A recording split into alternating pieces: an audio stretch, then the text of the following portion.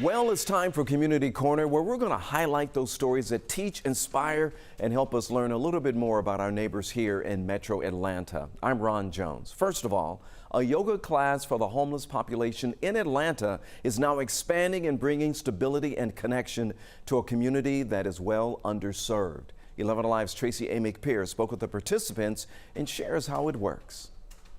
TLC Yoga is expanding from this church in Virginia Highlands to another location off Moreland Avenue. The people who practice here tell me it gives them a much needed sense of community and connection. See if you can lengthen out your breath. Until you're out here and you're sleeping on the ground, Shift the awareness down. you don't realize how your body feels the next day. And just reach the arms up. James Pull the Jones belly lives on the in, street lift the in Virginia ribs up, pelvis Highlands up using these deep ab muscles. and says the Now, TLC Yoga class at Mercy Church on Ponce changed his life. Stretch, take a breath in. At least once a week I can come and stretch my body out. She teaches me techniques that I can use throughout the week to help my back, my shoulder, my legs. We'll start holding the belt with Ashley Irwin is a yoga teacher with a passion for giving back. and the left leg up. She started the classes here 3 years ago. Release a little bit. Someone offered to support me in teaching a class for underserved, and my first thought was I want to teach the unhoused group. Switch the legs. The classes offering participants a chance to focus on their health and a caring environment. Right leg up. One time I had people shivering in the class. I'm like, lay down. We're gonna cover you up. They had slept in like 30-degree weather. They were still like just chilled to the bone. Okay, right leg up, circles. This summer, TLC Yoga became a 501c3 nonprofit so they could raise funds and expand. And then down to the floor. Now they're adding classes miles away at the East Side Church on Moreland Avenue to reach more people. Just the community, the connection is huge for people. Direct the right shoulder towards the floor. It helps me even with my mental health, because if you're out here too long, once again you start isolating. Flex your foot. Jones, thankful to come in from the streets of Atlanta to a place of calm. And then one more time to each side. There's chaos out here, but at least this is stable, consistent. To get involved or find out more information about TLC Yoga, just go to our website. That's 11alive.com. In Virginia Highlands, Tracy A. McPeer, 11 Alive News. While there is a lot of attention around the homeless community here in the city, we don't talk as much about how people are struggling in the suburbs as well. One Fulton County community is working to change all of that and help the 20% of students in the suburbs who are unhoused or dealing with homelessness. 11 Alive's Latasha Givens explains how you can help. We're outside of North Springs High School in Sandy Springs, home to one of 3 student and family engagement centers within the Fulton County School District. The goal is to remove barriers to learning, and right now the focus is supporting students who are homeless or displaced. Having a roof over your head is very hard. Kiara from Sandy Springs is a single mother of 5. You can have 1 or 2 jobs and it still doesn't meet ends. I've had 3 jobs. She's one of the many suburban families suffering in silence. A stone's throw away from $500,000 homes, she's lived in many apartments. But her and her 5 children were displaced when this fire broke out at the Azalea Park apartments back in June. Being a single mom, trying to do everything yourself, they're my heart. I have to do everything I can to take care of them. Now, living in a motel, she turned to the nonprofit Dreams Always Come True, who also linked her to the Student and Family Engagement Center, or SAFE, through the Fulton County School District. I rely on them a lot because it's been very hard trying to pay day by day or week by week. There is a population of people here that are struggling. Diane Fullwider says the SAFE centers that offer a free grocery store, laundry area, and toiletries are being used far more than they thought they would be. As this year there's been an influx because housing, affordable housing in the area has caused a lot of homelessness. Melinda Terry, founder of Dreams Always Come True, is proof positive these programs can make a difference long term. I've been in Sandy Springs. My kids went through the whole entire school system, and they've been successful because of the things that we came together to do as a family. This next story is all about second chances. James White went from prison to becoming a prosecutor to turning his life around and later graduating from law school. Now he's now a working prosecutor in Fulton County. 11 Alive's Jonathan Martin shares his story. I do. Congratulations. And with that, James White is Fulton County's newest prosecutor. A job and a second chance even he finds hard to believe. By 17, I quit school, just like everybody in my household. And by 21, I was in prison, almost just like all of the young black guys in my community. White spent 2 years in prison, convicted of armed robbery in Coweta County in 2005. While locked up, he decided to educate himself. And I became almost an encyclopedia, just reading. He got his GED, and 2 years after his release, a friend helped James enroll in Benedict College in South Carolina. I graduated summa cum laude. I was the most outstanding senior, which is sort of the valedictorian of the class. I was student body president. I mean, I just went all in. Still, his felony conviction as a young man would block his goal of becoming an educator. But he learned there was a chance he could practice law. You can be a convicted felon, and you can actually still get into law school as a convicted felon. You have to spell everything out, period. You have to tell every single detail, holding nothing back.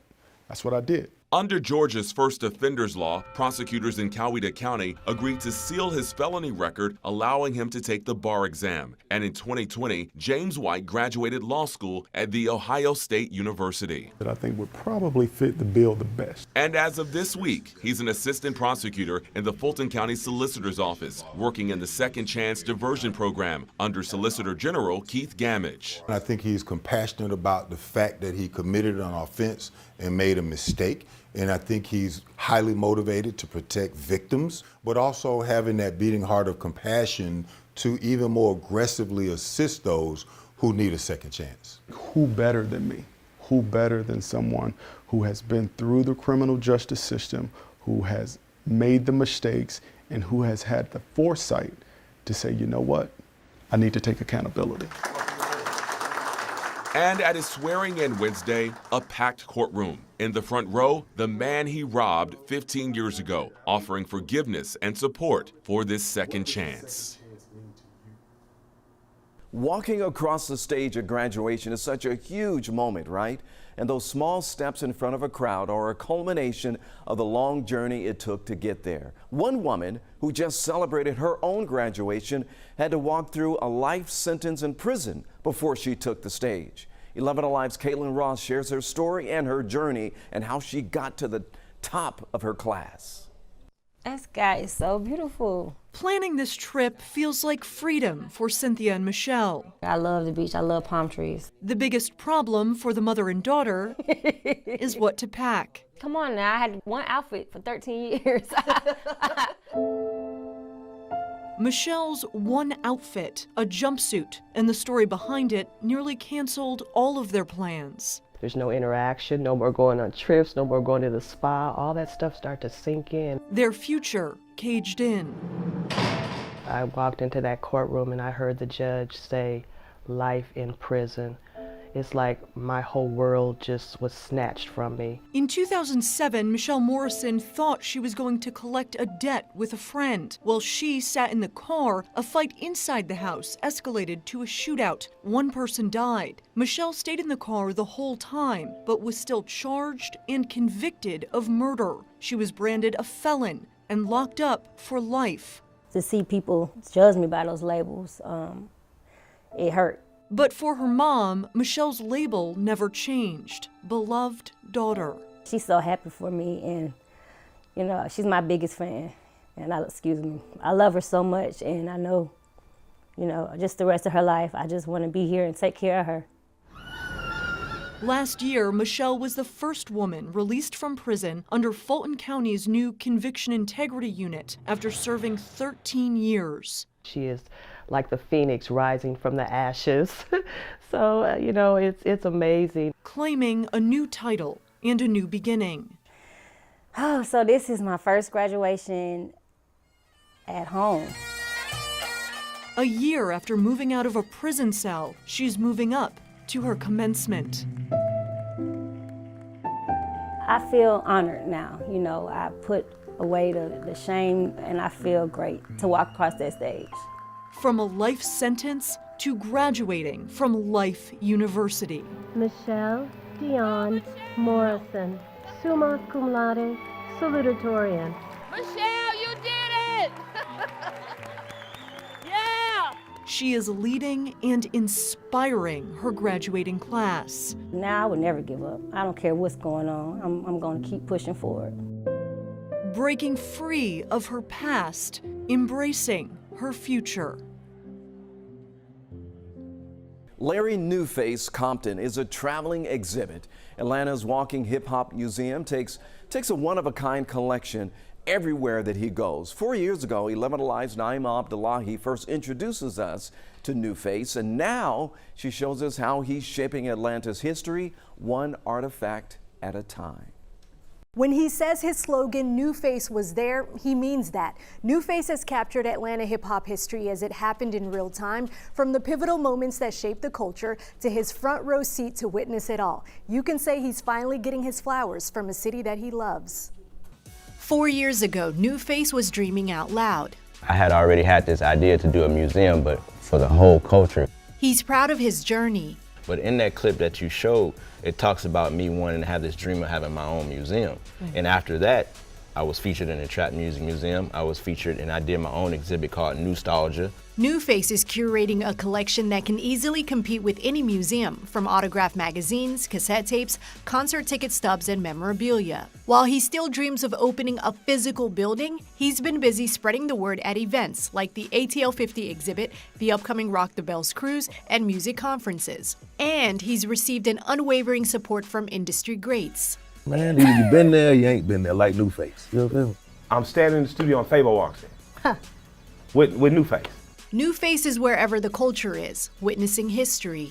I'm there for those people who can't make it. That's been my calling and my duty. His Atlanta collection is at the center. I came here during the buildup of all those and seeing the evolution from the ground up to see where it is now. And if we're talking 50 years of hip hop, Atlanta has probably got about 32 years as well. And now he's building a time capsule with the city and Butter ATL to commemorate 50 years of hip hop. And then we want you to make sure that we have this thing curated and capture the essence of the ATL, like this Outkast album. Well, I was raised off the, first you have to see it to believe it and also become the change that you want to see in the world. When people look at all your items and say, these were significant moments in Atlanta history, what do you want all those moments to represent? First of all, black representation. So my purpose is to kind of preserve it, put it in a time capsule so people can learn in the history about it.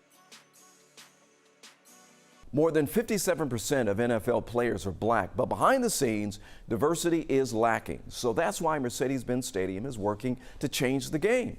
So they're going to be teaming up with Spelman, Morehouse, Morris Brown, and Clark Atlanta to help these students to rise up.